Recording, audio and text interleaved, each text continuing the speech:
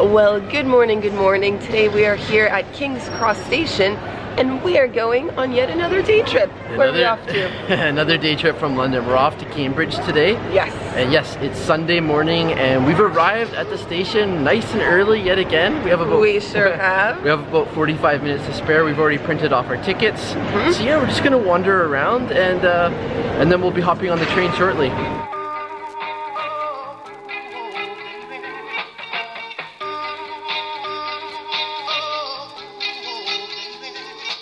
So aside from just transportation and taking the train, a lot of people come here to visit the Harry Potter attraction, platform 9 3/4.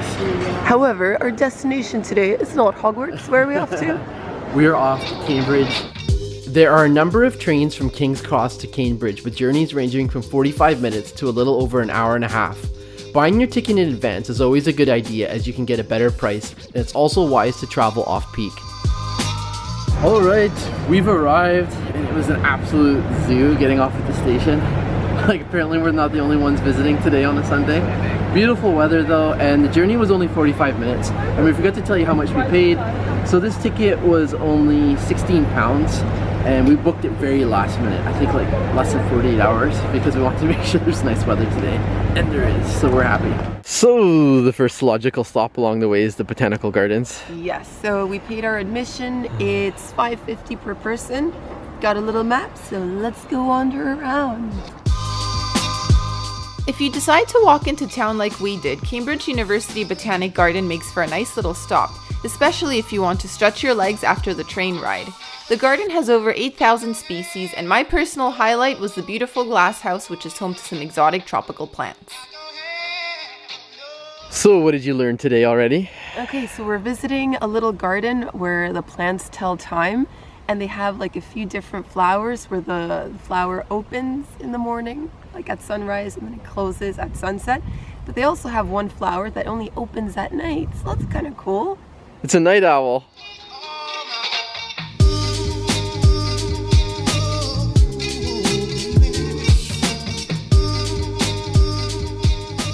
Okay, so it is lunchtime for us and we've walked over to the Regal. Apparently this used to be a hotel, then a cinema, now it's a pub. So yeah, it's a pretty cool spot. I've ordered breakfast and Sam is having lunch.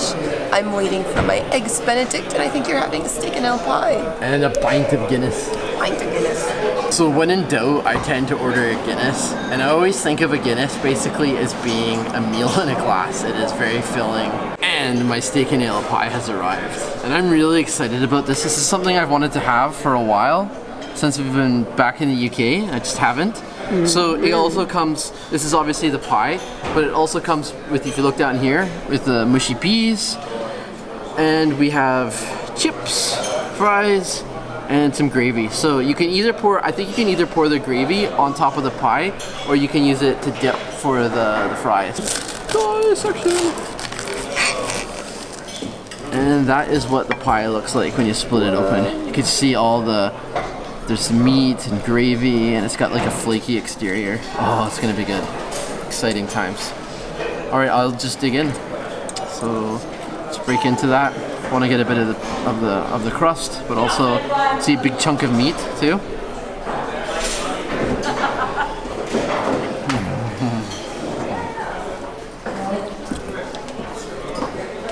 Absolutely delicious. Well, somebody looks happy over there. Here we go, breakfast for lunch today. Breakfast for lunch. And I'm having lunch for breakfast, I suppose. Check it out, eggs Benedict. We're kind of in that gray zone where it's in between breakfast and lunch. Yeah, it's about 11:30. Yeah. So get what you want, right? Yep. Nice. Whew. That was a filling lunch. It was. Brunch/lunch, I suppose you could say. And it was really affordable too. It was only 13 quid. And yeah, we're both satisfied, full, and now ready to finally explore.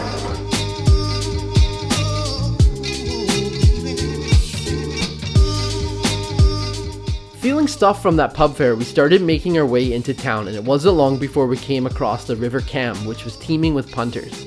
Some made it look easy while others were struggling, but we had a different idea and decided to go visit one of the colleges. As a fun fact, the University of Cambridge was founded in 1209, just a few decades after Oxford University, making it the second oldest university in the English-speaking world. It's divided into 31 independent colleges, and our first one of the day was Queen's College. So we have just paid our admission fee to visit the Queen's College, and that was $3.50 per person. And what makes this college so special is that this is where Erasmus of Rotterdam studied, and also this is the only college in Cambridge that boasts a half-timbered building still standing right behind me.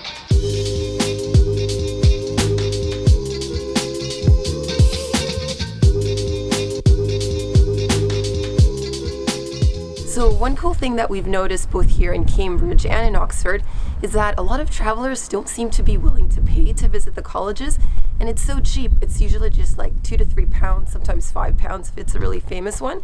But once you pay and you go in, you find that the college is almost empty, and you have like these beautiful university grounds all to yourself.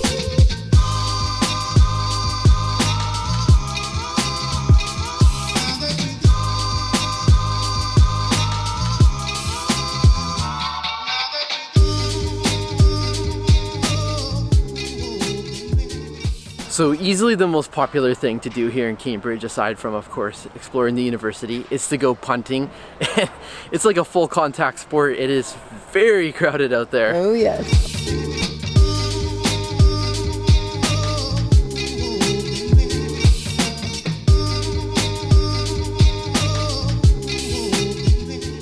So next up we're inside the Great St. Mary's Church, and we're going to be climbing the tower, because apparently these are the best views of all of Cambridge. And we like to climb towers. Apparently we do. We've been doing that a lot lately. The spiraling staircase is quite narrow, and it has to accommodate traffic going up and down, which requires being a contortionist at times, but that's how you earn those views.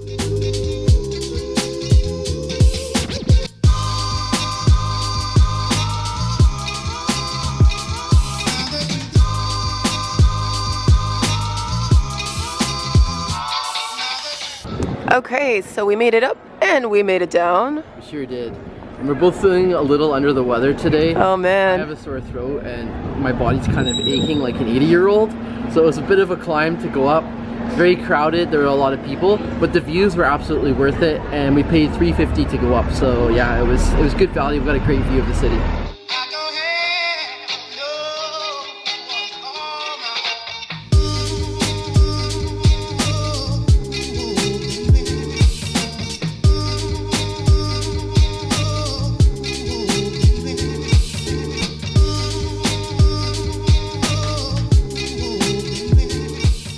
Okay, so next up we are doing Trinity College, and this is the largest college here at Cambridge University. And also, it was founded by Henry VIII. And Sam and I, what show did we just finish watching? We just finished watching The Two Doors. It was really good, 4 seasons on Netflix. And they were actually mostly Irish actors, but they did a really good job. We learned a lot about the history. Now we know all about Henry VIII's rule, and it was scary stuff. And his 6 wives. His 6 wives.